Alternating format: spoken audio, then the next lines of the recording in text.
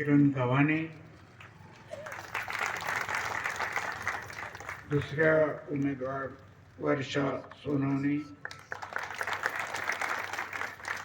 आणि प्रभाग क्रमांक 14चे जरी इथं आता उपस्थित नाहीत, ते प्रचार फेरीमध्ये आहेत, ते राहुल कोंडारे आणि रिजवानाताई शेख. सगळी कार्यकर्त्याचा पिंड असलेली ही सगळी कार्यकर्त्याचा पिंड असलेले उमेदवार आहे. हे मगाशी कुणीतरी सांगितलं की तुम्ही हे उमेदवार दिले. मी हे उमेदवार दिले नाही, लोकांनी मला सांगितलं यांना उमेदवारी. आणि त्याचबरोबर उमेदवारीसाठी इच्छुक असलेले सक्षम उमेदवार तितकेच आमचे बंडूभाई पिंगळे यांनी मोठ्या मनाने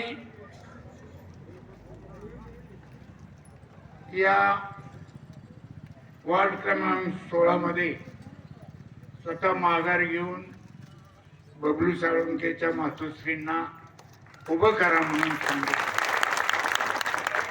सर्वच उमेदवारी अर्ज भरून माघार घेतलेल्या माझ्या सर्व सहकारी मित्रांना मनापासून धन्यवाद देतो. प्रश्न अनेक निर्माण झालेत 9 वर्ष, आणि या प्रश्नांची उकल करण्यासाठी त्या ठिकाणी लोकनियुक्त लोकप्रतिनिधींची आवश्यकता, आणि त्याच्यासाठी निवडणूक आहे. तुम्ही जर इथं कुणी बोलू नका गडबड करून.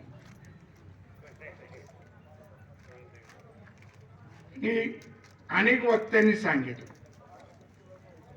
पहिल्यांदा या भागातले प्रश्न मला जे अनेक वेळा अनेकांनी सांगितले, तर टाकळीकर हॉल समोर एक 37 गुंठ्याचा ओपन स्पेसचा मुद्दा आहे. हे सगळे इकडं वा, महिला बसलेल्या आहेत, तुम्ही फार अगदी सगळे इकडे आहे. तो घरातले कंत्राटदार असल्यामुळे दिला गेला नाही, आणि त्यामुळे पाण्याने कुठं जायचं हे त्याचं त्यांनी ठरवावं असं त्याच्यावर सोपवलं. आणि त्यात परत साठलेल्या गटारीचं पाणी आणि गाळ हे काढायला 2-2, 3-3 महिने कोणी येत नाही असं इथल्या भगिनींनी मला आवर्जून सांगितलेलं आहे. त्याचबरोबर अख्ख्या भागात स्वच्छतागृह विशेषतः महिलांसाठी हे अजिबात नाहीये. जिथं जिथं नगरपालिकेची जागा असेल तिथं तिथं आमदार कोट्यातून या भागात स्वच्छतागृह बांधलं जाईल, एवढं या निमित्तानं सांगतो. पाणी, रस्ता, लाईट याबाबत तर सगळ्या शहरात प्रचंड अशी अव्यवस्था आहे. त्यामुळे नागरिकांमध्ये खूप नाराजी आहे. याही भागात ती आहे. त्याचबरोबर या भागात तरुण पिढीला वेगळ्या मार्गानं लावून गुंतवून ठेवण्याचं काम चक्री गेम सारखा काहीतरी चालतो म्हणून पण मला सांगितलं. या सगळ्या वेगवेगळ्या समस्या या भागात साध्यावरून थोड्याफार फरकाने सगळ्या गावाची हीच अवस्था. धूळ आहे, नियमित पाणी नाही, स्वच्छता नाही.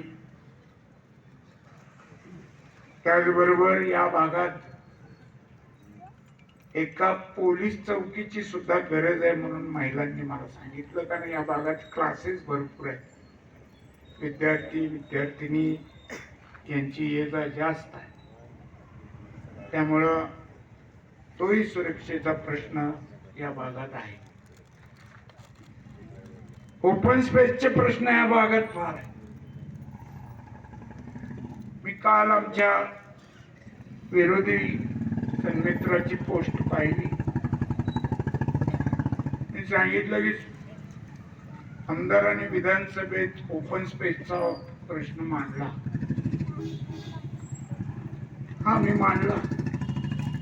त्याचं कारण असं आहे की अनेक ठिकाणी ओपन स्पेस हा विक्रीचा प्रकार सत्ताधाऱ्यांकडनं झालेला आहे.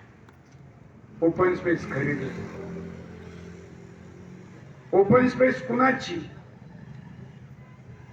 त्या लेआउट मध्ये जे प्लॉट आहेत त्याच्यावर ज्यांनी घरं बांधलेले त्यांच्या मालकीची ओपन स्पेस असते.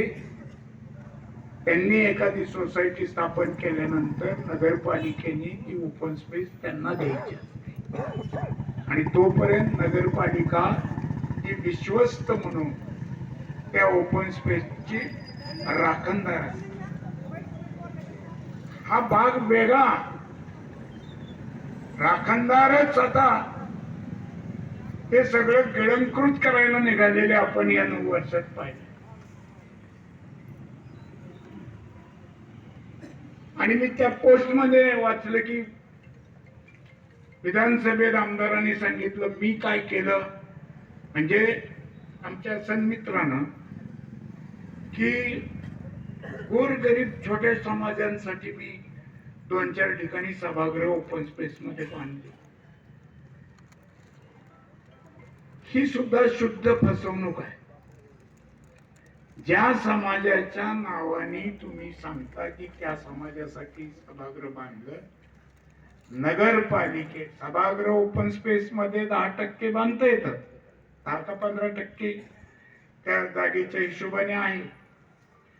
पण ते सभागृह त्या भागात, त्या लेआउट मधल्या भागात राहणाऱ्या लोकांसाठी असत. ते 2 किलोमीटरवरनं येणाऱ्यांसाठी नसतं. आणि नगरपालिकेत माझं चॅलेंज आहे, तुम्ही म्हणता ना मी समाजांसाठी वेगवेगळ्या बांधले, नगरपालिकेत प्रशासकीय कारकिर्दीत एकही ठराव या समाजासाठी हे सभागृह बांधलेलं आहे असं कुठंही नाही. याची सुद्धा चौकशी मी केली. सांगावं त्यांनी ठराव दाखवून. आम्ही सभागृहात काय म्हणलो विधानसभेत, की ती जागा त्या लेआउट मधल्या प्लॉट धारकासाठी असते. त्या ठिकाणी छोटी बाग होईल, मुलांची, लहान मुलांची काय खेळण्यासाठीचे काही उपकरण तिथं उपक्रम घेता येतील अशासाठी. का त्याचे प्लॉट पाडून तुम्हीच कुणाला तरी पुढे करून बेनामी खरेदी करायला निघाला? आहे ना, बार्शीच्या लांब परिसर पुष्कळ आहेत, घ्या ना. घेतलंय, आम्हाला काय वाईट वाटायचं कारण नाही. कितीही घ्या, तुमची 5000 एकर जमीन होऊ द्या, आम्हाला काही वाईट वाटायचं. आम्ही आनंद मानू त्याचे. वा, चांगली प्रगती. पण सर्वसामान्यांसाठी जे आहे ते हिसकावून घ्यायचा प्रयत्न करू नका, एवढीच माझी या निमित्तानं त्यांना सांगते. माझं ते माझं, तुझं बी माझं, ही वृत्ती सोडली पाहिजे.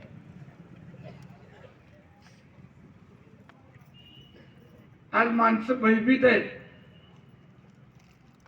मोकळा प्लॉट असेल तर त्याचा मालक रात्री झोपेतनं दचकून उठतोय, माझ्या नावावर आहे का काय केलाय तसं. वस्तुस्थिती आहे. हा, मी काही मनाचं सांगत नाही.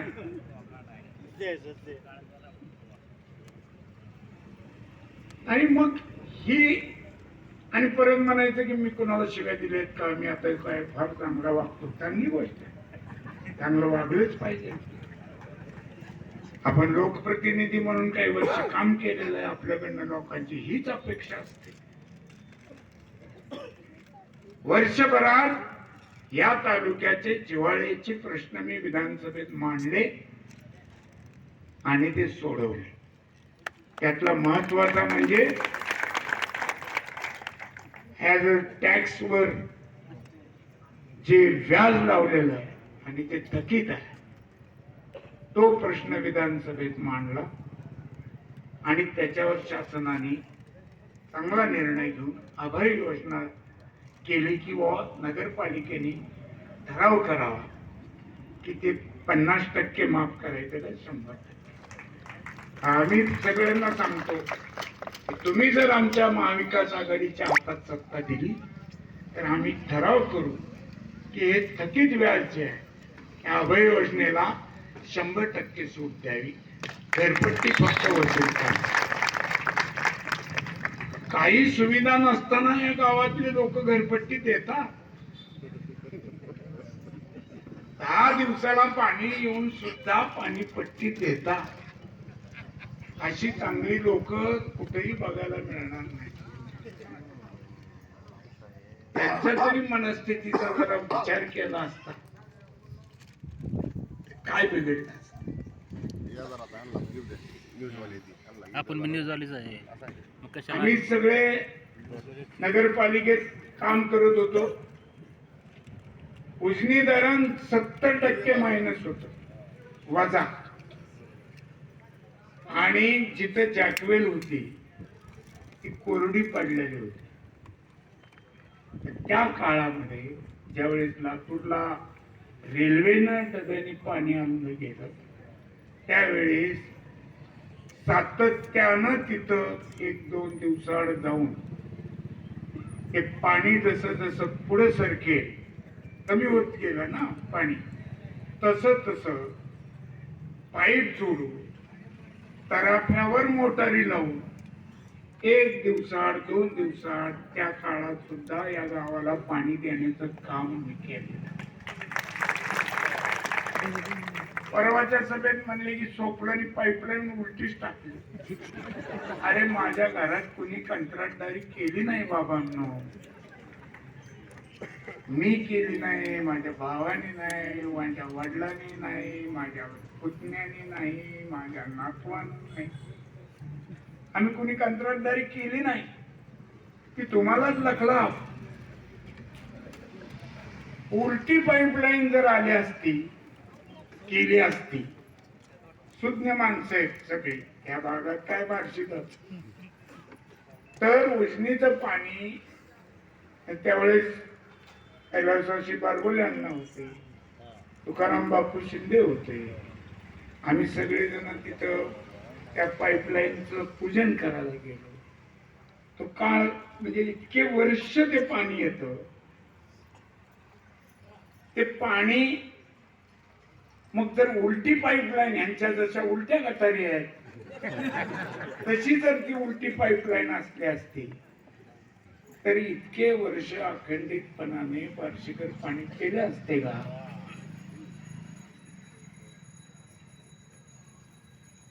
तुम्ही हे पाणी पिताय इतके वर्ष, विरोधक सुद्धा पितात, अनेक वर्ष पिताय. आणि आता नवीन योजना मंजूर आहे, त्यातली काही प्रमाणात पाईपलाईन झाली तर ते परवाच सत्यचित्र म्हणून जे पेपर आहे बार्शीत, एक निर्भीड पत्रकार धैर्यशील पाटील यांनी त्या सगळ्या गोष्टीचा पंचनामा केलेला आहे की जुन्याच पाईपलाईनला नवीन पाईपलाईन जोडली. कर्जाचं जसं नवं जुनं करतो आपण असला प्रकार केले. किती दिवस तुम्ही, माझी विनंती आहे खोटे बोलायचं सोडून द्या.